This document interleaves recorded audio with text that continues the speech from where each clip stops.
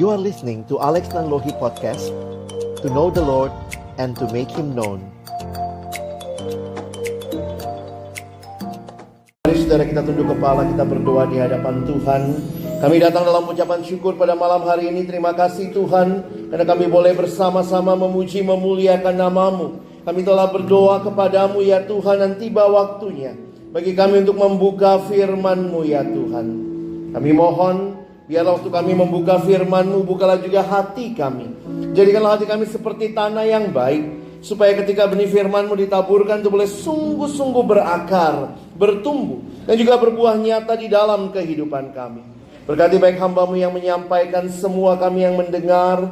Tuhan tolonglah, agar kami bukan hanya jadi pendengar-pendengar firman yang setia, tapi mampukan dengan kuasa, dengan pertolongan dari Roh-Mu yang kudus, kami dimampukan boleh menjadi pelaku-pelaku firman-Mu di dalam hidup kami, di dalam keseharian kami. Bersabdalah ya Tuhan, kami umat-Mu sedia mendengarnya. Di dalam satu nama yang kudus dan berkuasa, nama Tuhan kami Yesus Kristus, Sang Firman yang hidup, kami menyerahkan pemberitaan firman-Mu. Amin. Silakan duduk. Shalom. Selamat malam Bapak Ibu Saudara yang dikasihi dalam Tuhan Yesus Kristus.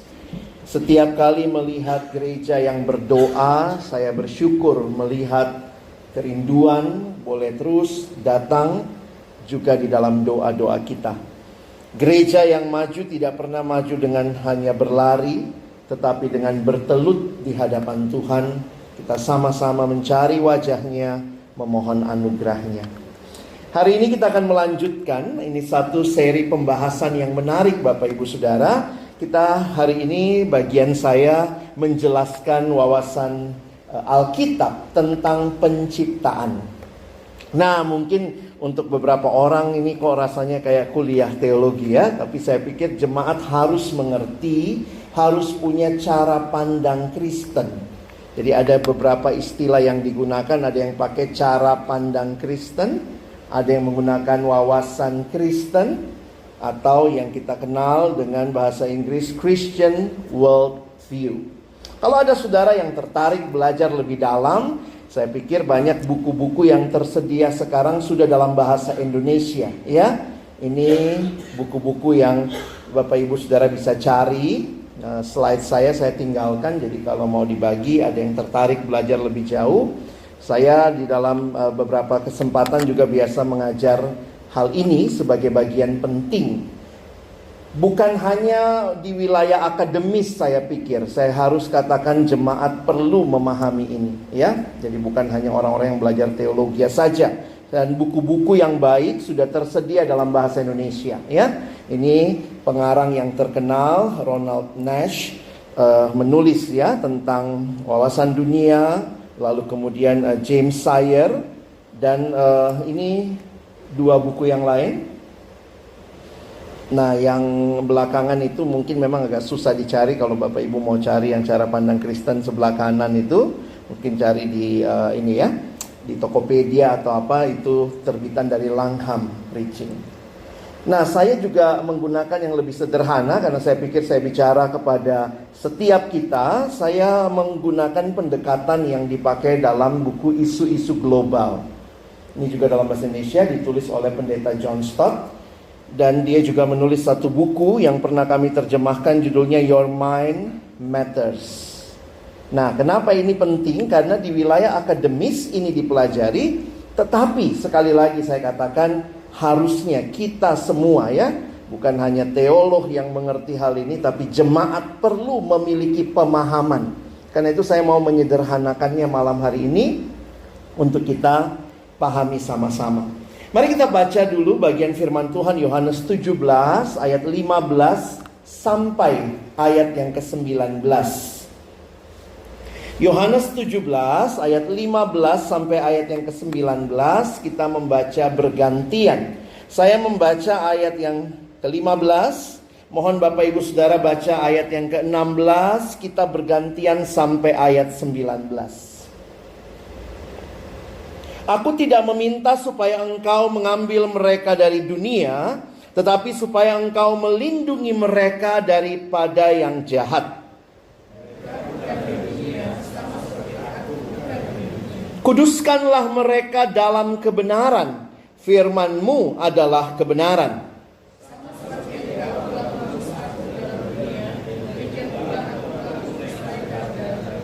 Dan aku menguduskan diriku bagi mereka, supaya mereka pun dikuduskan dalam kebenaran. Sedemikian jauh pembacaan firman Tuhan. Berbahagialah kita yang bukan hanya membacanya, tapi juga merenungkannya, melakukan dalam hidup kita, dan bahkan membagikannya. Bapak Ibu Saudara, ini bagian dari doa Yesus bagi murid-muridnya. Dan di dalam doanya ini, menarik kalau Bapak Ibu Saudara perhatikan beberapa yang saya beri warna berbeda. Kita bisa menyimpulkan bahwa murid Yesus bukan dari dunia. Tetapi ada bagian dikatakan Yesus mengutus mereka ke dalam dunia. Dan inilah kita saat ini, murid-murid Kristus yang ada di dalam dunia, tetapi bukan dari dunia. We are in the world, but not of the world. Murid Kristus ada di dalam dunia, namun bukan dari dunia. Lalu maksudnya apa? Kita harusnya menyadari kita hidup dalam dunia ini, kakinya masih napak semua ya. Tetapi kiranya kita tidak mengikuti pola pikir dunia. Kita tidak mengikuti cara pandang dunia. Karena itulah kita butuh mengerti cara pandang Kristen. Kita perlu mengerti wawasan Alkitab tentang kehidupan yang disebut dengan Christian worldview. Kenapa? Tantangannya, dunia begitu kuat mendidik anak-anak Tuhan. Sadar atau tidak? Dunia yang kita kenal misalnya dengan sekularisme. Udahlah, kalau ngomong-ngomong agama, nggak usah di ruang publik begitu ya. Itu terjadi di Amerika tahun 60-an. Orang bilang, dulu katanya semua itu kalau masa yang lalu mau sekolah, masih berdoa tuh. Sekolah negeri di Amerika. Karena kan mereka ada Christian heritage ya. Tapi kemudian dikatakan, oh doa-doa itu pribadi. Jadi kemudian mereka membagi dua. Kalau bicara agama di ruang privat lah, jangan bicara di ruang publik. Nah, maka terjadilah masyarakat yang sekularisme. Membedakan antara yang rohani dengan yang tidak. Ini kan cara pandang yang ada di sekitar kita. Ini cara pandangnya dunia dengan sekularisme. Belum lagi ada yang namanya pragmatisme. Yang penting, apa gunanya bagi saya? Maunya semua yang empang, enak dan gampang. Saya ketemu anak remaja cerita gini ya. Tiba-tiba dia nanya sama saya, "Kak, kerja apa ya yang gampang kerjanya tapi uangnya banyak?" Rampok dek, rampok gitu ya. Bayangkan anak masih muda sudah disusupi pemikiran-pemikiran begitu dari apa yang dia tonton, lagu yang dia nyanyikan, musik yang dia dengar, drama yang dia tonton, itu masuk tuh nilai-nilainya. Pertanyaannya, itu nilai Kristen bukan? Hidup itu yang penting enak dan gampang, just follow your heart. Hah? Ikutin hatimu, kalau hatimu lagi pengen bunuh orang, bunuh gitu. Just follow your heart. No. Sekarang belajar pun pakai prinsip ekonomi. Bagaimana ya kak? Belajar sesedikit-sedikitnya, nilai setinggi-tingginya. Gimana cara? Itu yang masuk tuh. Kenapa yang dilihat semua mungkin ya seperti itu. Dunia memberikan teladan itu. Konsumerisme. Rasanya terus harus beli, harus punya. Jadi kita tuh begitu gampang mengkonsumsi barang. Jadi orang-orang yang mengatakan hidup saya bahagia kalau saya bisa mengkonsumsi banyak hal. Nah, itu jadinya konsumerisme. Kita boleh belanja, tapi jangan jadi budak belanja. Itu beda. Hedonisme. Yang paling penting adalah hedon, begitu ya. Yang penting santai, makanya kita baca tuh. Kadang-kadang saya lihat juga di statusnya anak Kristen, anak gereja, pemuda lagi ya. Work hard, play hard. Is it Christian? Lalu atau begini, TGIF, Thanks God It's Friday. Kalau Friday itu kayaknya seneng banget gitu ya. Begitu Monday, I hate Monday. Saya malas, benci Senin. Itukah prinsip Kristen? Jadi kadang-kadang kita di dalam dunia tanpa sadar dunia masuk tuh ke dalam pola pikir kita ya. Belum lagi nih materialisme. Ada nggak orang tua yang ngelesin anaknya matre? Ada nggak? Bapak ibu pulang anaknya, kamu les matre ya nak? Enggak ya? Tapi tanpa sadar loh, kita mendidik anak-anak mungkin tanpa sadar matre. Maksudnya apa? Materi jadi ukuran. Biasanya kalau kumpul-kumpul keluarga ya, kemudian lihat tuh anaknya ommu, itu namanya sukses. Lihat dia baru ganti mobil. Lalu anak muncul pemikiran, oh mama saya ngerti sukses, papa saya ngerti sukses kalau mobilnya begitu. Bapak ibu gak ngajarin matre, tapi masuk tuh, kenapa? Ya gue bangga nih anak gue udah bisa mobil sendiri. Mobilnya ini lagi yang bagus lagi. Kalau mobilnya bajai aja enggak ya, itu kayaknya low level gitu. Jadi materi menentukan harga diri. Is that Christian value? Terus lagi gitu ya, wah itu namanya sukses baru pulang S2 dari luar negeri. Lu S2 mana? Pinggiran kota. Idi, nggak laku. Gimana kalau dari luar angkasa ya, pasti lebih bangga lagi kali ya.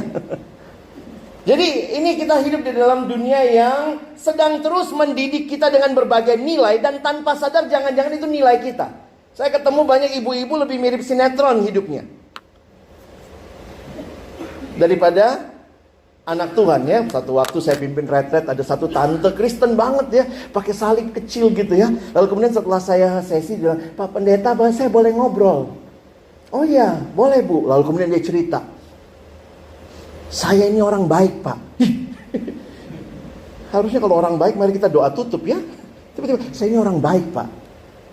Jadi terus dia cerita, singkat cerita, dia kongsi dagang sama teman baiknya. Tapi kemudian temannya nipu dia. Wah dia marah luar biasa. Lalu dia bilang begini, saya ini orangnya baik Pak. Kalau orang baik sama saya bisa lebih baik sama dia. Tapi kalau orang jahat sama saya Pak, saya bisa lebih jahat sama dia. Kok tanduknya keluar nih? Saya itu Pak orangnya percayaan banget sama orang. Tapi sekali saya dikhianati Pak, nggak bisa saya Pak. Panjang aunya. Terus dia tanya sama saya, tanya sama hamba Tuhan, menurut Bapak bagaimana? Ya ibu harus mengampuni ya. Coba bayangkan, kalau Tuhan bilang hal yang sama kita. Sekali kamu bikin salah, ya. Kita cuma mau, Tuhan ampuni saya. Tapi doa Bapa kami, ampunilah kami akan kesalahan kami, seperti kami juga mengampuni. Jadi jangan pikir saudara rajin ke gereja sudah benar cara pandangnya. Karena bisa jadi yang lebih banyak mengisi hidup kita bukan firman Tuhan, tapi sinetron. Apa yang bikin film kungfu panjang? Dendam kan? Oh jadi kita dendam ya. Kadang-kadang diturunkan dendamnya. Nggak ada yang pergi ke rumah ommu ya. Ini Sincia nggak ada yang ke sana. Ingat dulu, sakit kita dibikin sama dia. Dendam diturunin ke anak. Itu Kristen. Kok lebih mirip sinetron ya? Memang ya kalau nggak ada dendam bingung juga ya, baru satu seri. Apa lu? Berantem. Lu Kristen, gue juga. Oh, ayo, dalam Yesus kita bersaudara, satu seri habis saudara. Tapi realitanya, apakah kita sudah punya cara pandang Kristen? Dunia yang sudah post truth ini ya, ini kalau dibahas panjang lah ya. Yang paling penting sekarang perasaan, just follow your heart. Anak sekarang nggak tahu sakitnya apa, tahu-tahu gue butuh healing. Kadang saya tanya, lu sakit apa? Ada nggak begitu ke dokter? Saya butuh ke dokter. Sakit apa? Nggak tahu, pokoknya butuh ke dokter. Itulah sekarang kan, healing. Ke Indomaret aja dandan, healing katanya ya. Maaf sebut merek ya. Jadi banyak dunia memasukkan gaya hidup, cara pandang, dan tanpa sadar kita ikutan. Kenapa beli barang? Yang cewek-cewek beli barang nih, termasuk istri saya. Dulu saya tanya, kenapa lu beli ini? Habis lucu. Hah? Beli barang bukan karena butuh, karena lucu. Jadi habis dibeli, ketawa-ketawa. Gila kamu. Saya kasih contoh-contoh lah ya, kenapa sesi ini penting. Datang lengkap ya. Udah datang minggu lalu ya, Bapak udah bawain minggu lalu. Hari ini saya bawain masih ada 3 lagi. Datang semua ya. Supaya kita punya cara pandang itu kita bisa dievaluasi. Jangan-jangan gue lebih mirip dunia. Nah ini kalau mau akademis sedikit silahkan pilih nih ya. Ini ada berbagai cara pandang. Ini bisa ditelusuri. Kalau dia bilang ada Tuhan, oh berarti dia orang yang percaya Tuhan. Tapi kalau dia percaya Tuhannya banyak, nah itu God itu exist. Yes, kalau more than one God exist, kalau dia bilang yes, dia polytheist. Jadi sebenarnya dunia ini banyak banget cara pandangnya. Jangan-jangan kita bilang kita Kristen, dari cara mengerti Allah aja bisa jadi kita tidak ngerti sepenuhnya. Nah makanya kita butuh belajar. Dan sesi ini bukan cuma milik orang teologi ya. Harusnya pertanyaan ini buat kita. Sejauh mana kondisi zaman saat ini mempengaruhi kita? Harusnya yang mempengaruhi kita adalah firman Tuhan. Tapi Pak Pendeta banyak banget isi firman. Nah coba ya. Kalau Alkitab kita diperes, sebenarnya cuma ada 4 cerita utama. Itulah yang disebut biblical worldview.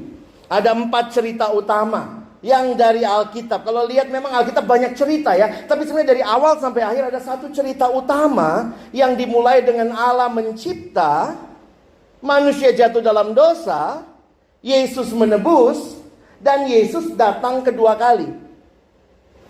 Berbagai buku beda-beda. Ada yang bilangnya CFRC, Creation, Fall, Redemption. Ada yang bilang Consummation, ada yang bilang Glorification, ada yang bilang New Creation, ada yang bilang Restoration. Yang mana yang sudah terjadi?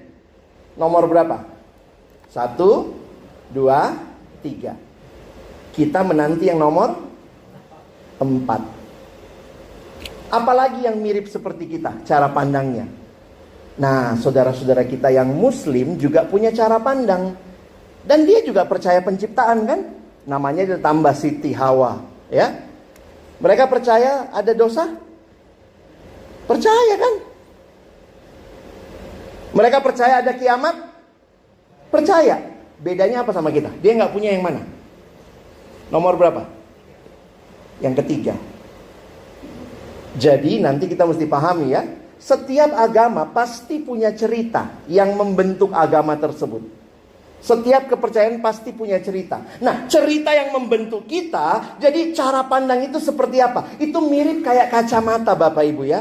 Kalau saya pakai kacamata hitam, begitu lihat semua, hitam semua. Kalau saya pakai kacamata yang warnanya merah, begitu pakai lihatnya merah semua. Nah, kacamata apa yang kita pakai melihat dunia? Semua agama punya kacamata melihat dunia. Kristen, kita harusnya pakai kacamata Alkitab. Nah, bagaimana ya? Maka saya ambil perspektifnya Pendeta John Stott. Kenapa? Karena bagi saya dia lumayan sederhana menjelaskan ya. Kalau kita lihat 4 hal ini, ada 4 hal yang tadi ya bisa kita simpulkan creation. Nah, ini semualah gambarnya ya. Gimana cara melihatnya? Dia kasih kalimat yang sederhana. Penciptaan yang kita bahas malam ini itu disebut yang baik. Kenapa? Karena Alkitab dimulai dengan cerita ada Allah, seorang pribadi yang menciptakan segala-galanya. Itulah yang baik. Tapi kemudian ceritanya berlanjut. Nah ini minggu depan ya, yang jahat. Jatuh dalam dosa nih. Lalu bagaimana? Yesus datang membawa pembaharuan. Itu namanya yang baru. Saya nggak usah jelaskan lagi. Nanti datang aja tiap minggu ya. Lalu yang terakhir, nanti dia akan datang kedua kali. Dan cerita ini akan berakhir dengan yang sempurna. Gampang ya? Pertama apa? Yang baik. Kedua yang jahat. Ketiga yang baru. Keempat yang sempurna. Maka kalau kita lihat, nah ini kalimatnya Pendeta John Stott, dia bilang begini ya. Kalau kita lihat seluruhnya, inilah cara pandang kita. Kira-kira begitulah. Kalau Bapak Ibu mau melihat dunia dengan semua isinya, maka harusnya lensa ini yang kita pakai. Mau lihat apa? Mau lihat bidang apa? Bidang hukum, pakai lensa ini. Mau lihat bidang apa? Bidang ekonomi, pakai lensa ini. Jadi semua pergumulan kehidupan harusnya lensa 4 ini yang kita pakai melihat berbagai pergumulan kehidupan, bidang teknologi, bidang seni budaya, bidang politik. Nah, itu ya. Nah, oke. Yang memang susahnya adalah gimana cara lihatnya. Kalau ada satu kasus, misalnya ya, korupsi. Saya kasih contoh, bagaimana menggunakan 4 ini ya. Kalau ada korupsi, maka kita ingat dulu. Korupsi itu bagian yang mana ya? Itu kan bagian dosa ya. Pertanyaannya, waktu awal penciptaan, yang baik apa yang Allah ciptakan? Apakah Allah ciptakan korupsi? Tidak. Maka harusnya orang Kristen langsung melihat Allah tidak menciptakan korupsi, karena dalam penciptaan itu yang baik yang Allah berikan. Kalau sampai terjadi korupsi, itu karena dosa. Nah, minggu depan kita akan bahas. Jadi, kalau nanti Yesus sudah menebus, bagaimana orang yang korupsi? Masih ingat ceritanya Sakeus? Ketika dia bertemu sama Tuhan, cara pandangnya berubah. Dia bahkan katakan, apa yang aku peras, sekarang aku akan kembalikan. Bahkan sampai 5 kali lipat. Dan apa pengharapan yang sempurna? Nanti kalau Tuhan Yesus datang kedua kali, masih ada korupsi? Tidak. Berakhirlah sudah susah dan keluh kesah kita. Jadi sebenarnya cara pandang Kristen memberikan kita harapan juga. Coba taruh sakit kanker di sini. Apakah itu ciptaan Allah? Allah mengizinkan bukan berarti Allah mencipta ya. Kita menyadari bahwa pada awalnya Allah menciptakan baik kok. Sungguh amat baik. Tapi ketika manusia jatuh dalam dosa, alam terjadi pencemaran, polusi, maka kemudian ada kanker di situ. Kanker membawa kematian. Tapi waktu Yesus menebus yang sakit kanker, apa yang terjadi? Kalau orang itu tidak punya cara pandang Kristen, dia akan punya kekecewaan sama Tuhan. Tuhan, kenapa begini hidupku? Tapi cara pandangnya diubahkan waktu dia ditebus. Dia tahu bahwa hidupnya tidak selesai di dunia ini. Kalaupun dia meninggal, ada hidup yang kekal. Bapak Ibu bisa lihat penting sekali cara pandang ini ya. Setiap kali alami sesuatu, pakai ini. Kacamatanya langsung dipakai. Jangan begitu ngalamin langsung, Tuhan di mana? Loh, kamu Kristen apa bukan? Ceritanya ini loh ceritanya. Ada Allah yang mencipta, lalu kemudian jatuh dalam dosa. Itu bukan pekerjaan Allah, itu tindakan manusia yang melawan Allah. Tetapi Yesus menebus. Tapi penebusan itu membawa pembaharuan. Tapi sudah sempurna? Belum. Kita masih menanti. Makanya orang Kristen punya pengharapan. Jadi saya kalau ketemu masalah sekarang, selalu kacamatanya langsung ini. Coba masalah apa? Mental health. Coba lihat dari sini. Masalahnya apa? Selingkuh. Ada yang bilang, wah selingkuh itu gak apa-apa kok. Selingan indah keluarga utuh. Ayo selingkuh. Udah pasti masalahnya dosa itu ya. Waktu awalnya Tuhan menciptakan gimana? Suami sama istri gimana? Nah, itu kan harus dilihat tuh. Ayat-ayat ada kan? Jadi selalu tiap kali alami masalah, lihat creation apa? Apa sih yang Tuhan cipta? Kalau terjadi seperti ini, maka apa yang terjadi pembaharuan? Nah, nanti ikutin semua ya setiap minggu, sehingga Bapak Ibu kalau lengkap kacamatanya enak makainya ya. Tiap kali ketemu sesuatu, taruh dalam bingkai ini. Makanya kenapa ini penting dibahas. Bukan cuma para teolog diskusi, bukunya rumit-rumit, bahasanya akademis. Jemaat juga harusnya punya pemahaman ini. Sehari-hari kita hidupnya ceritanya ini. Jangan begitu lihat selingkuh langsung apa? Karena kebanyakan sinetron, infotainment. Ya udahlah cerai aja lah, mendingan cerai aja. Saya bilang loh, ini kok bukan cerita Alkitab, cerita sinetron. Ada sinetron apa itu ya, jam berapa tuh? Di stasiun TV tertentu. Waduh, cerai aja isinya. Nonton infotainment 1 hari, berapa tuh yang cerai artis ya? Bayangkan kalau itu yang masuk. Kita gak baca Alkitab, sehingga begitu orang mengalami pergumulan rumah tangga, langsung bayangannya udahlah pisah aja. Apakah itu ceritanya? Tidak. Nah, kalau kita mau mulai, selalu nanti mesti mulai dari penciptaan. Makanya hari ini, penciptaan itu apa saja? Coba kita lihat beberapa aspek saja ya. Saya nggak bisa bagikan semua dengan waktu yang terbatas. Pertama, cerita Alkitab dimulai dengan penciptaan. Jadi ada Allah yang mencipta. Inilah bagaimana alam semesta tercipta. Dengan firman-Nya yang kekal, Tuhan menciptakan seluruh alam semesta dari ketiadaan menjadi ada. Allah berfirman, dunia ini ada. Jadi langsung Kristen bilang, apakah kita percaya evolusi? Enggak. Karena manusia, bumi diciptakan oleh Allah. Itu apa yang kita yakini. Apalagi? Misalnya gini ya. Jadi ada pencipta dan ada ciptaan. Ini beda ya. Beda. Pencipta, ciptaan. Pencipta tidak boleh disamakan dengan ciptaan. Seolah-olah alam semesta itu sendiri adalah ilahi. Inilah kesalahan fundamental paganisme dan panteisme yang mengatakan Tuhan itu ada di dalam benda-benda di dunia. Jadi lihat ya. Kenapa Kristen kita menolak? Kursi ini ada rohnya, rumah ini ada rohnya. Nggak ada. Yang ada mungkin roh jahat. Makanya hati-hati yang bisa menyusup dan menggunakan berbagai bentuk lain. Tapi kita tidak mengatakan pencipta dengan ciptaan ini. Alkitab jelas. Menurut pandangan tersebut Tuhan adalah materi atau berada dalam materi, dalam manusia, mungkin juga dalam, ada yang pakai istilah Gaia, dewa atau dewi bumi. Mother Earth, itu lagi keren sekarang ya, lagi banyak dibahas tuh, bahwa Mother Earth. Kadang-kadang kalau lihat anak-anak muda mungkin ngerti ya, ada beberapa yang punya gerakan-gerakan Mother Earth, termasuk gerakan lingkungan hidup. Karena merasa bahwa Mother Earth ini, beberapa cerita Disney kan seperti itu ya. Ada perinya dalam bumi ini. Sehingga manusia bisa takut sama bumi ini, menyembah bumi ini. Oh no, Kristen tidak. Jadi kalau kita jelas penciptaan, kita jelas doktrin Alkitabnya, kita akan bisa ngerti, oh itu nggak benar. Ya, contoh lagi. Nih, alam semesta yang berbentuk materi juga bukan segala-galanya yang ada. Seakan-akan alam adalah realitas utama dan materi adalah satu-satunya yang penting. Tidak. Bukannya mengakui bahwa alam semesta diatur oleh pemeliharaan Allah. Materialisme itu punya pemahaman, ini sebuah kebetulan.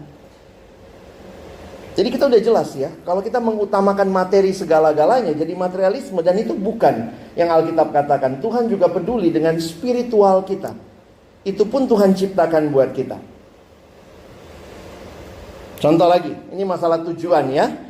Jika alam semesta ini seperti apa adanya tanpa ada siapapun di baliknya. Ini kan beberapa bilang alam semesta itu terjadinya kebetulan, gak ada penciptanya. Maka tidak ada tujuan utama bagi sesuatu. Kalau saya cipta HP ini, saya kan menciptanya karena saya punya tujuan buat HP ini. Jadi pencipta itu penting. Begitu kita bilang dunia ini terjadi kebetulan, ada meteor, tabrakan, berantem, tuk gitu jadi deh bumi. Maka tidak ada tujuan dong. Tapi kekristenan mengatakan sejak awal bumi ini ada penciptanya. Berarti ada tujuannya.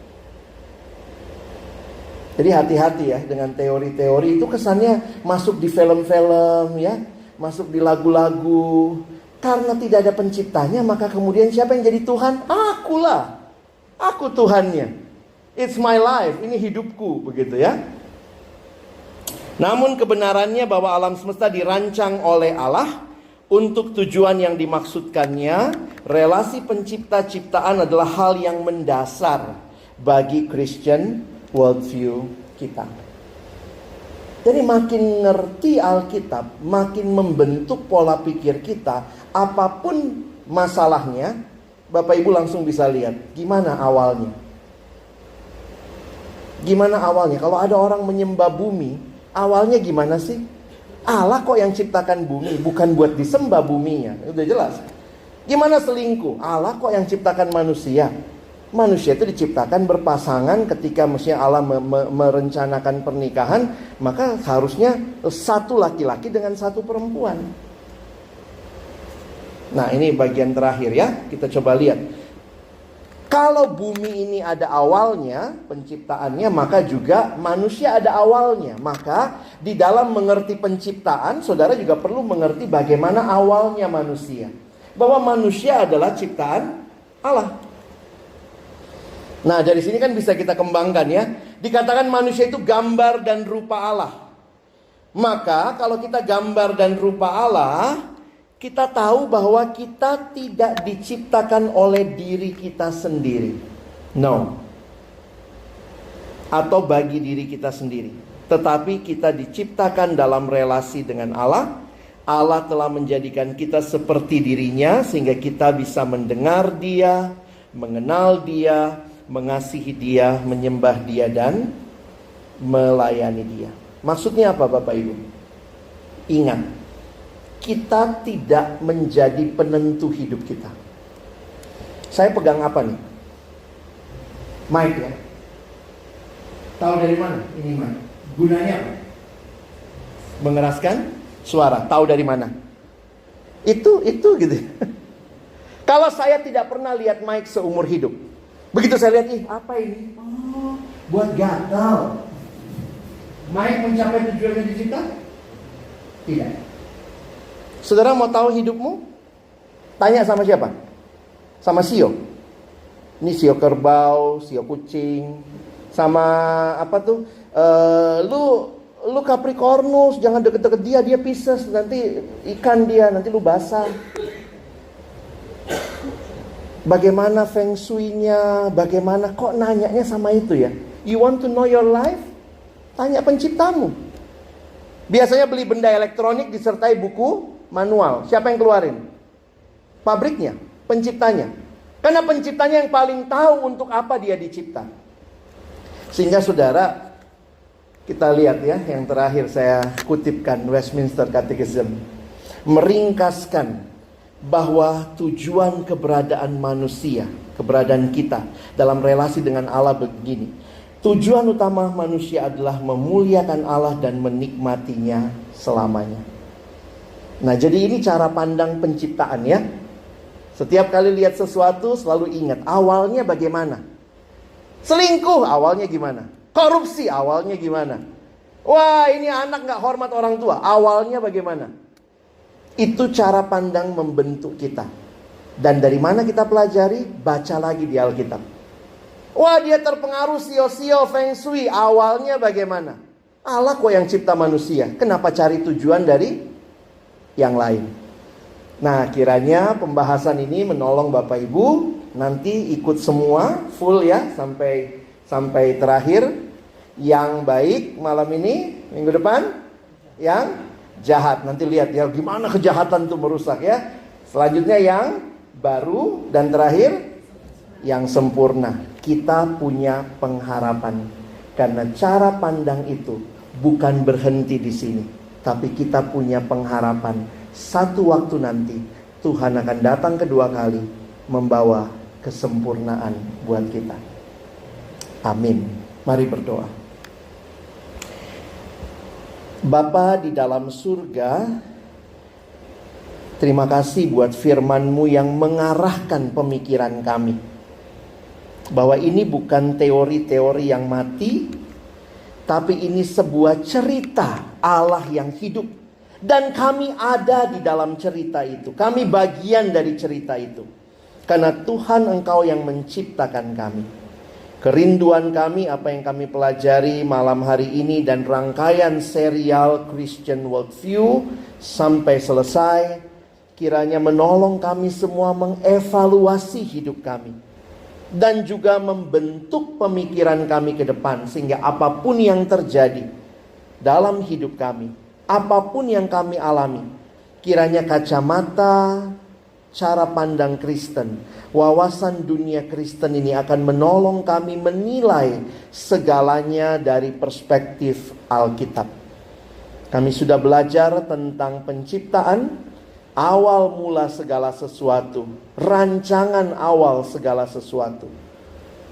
Dan kami berdoa, Tuhan tolong kami mengerti, supaya ketika kami juga melihat ada hal yang tidak sesuai, kami boleh peka dan juga boleh membawanya kepada Tuhan. Terima kasih, bersyukur buat kesempatan kami belajar malam hari ini. Kami bersyukur dalam nama Yesus kami sudah berdoa. Amin.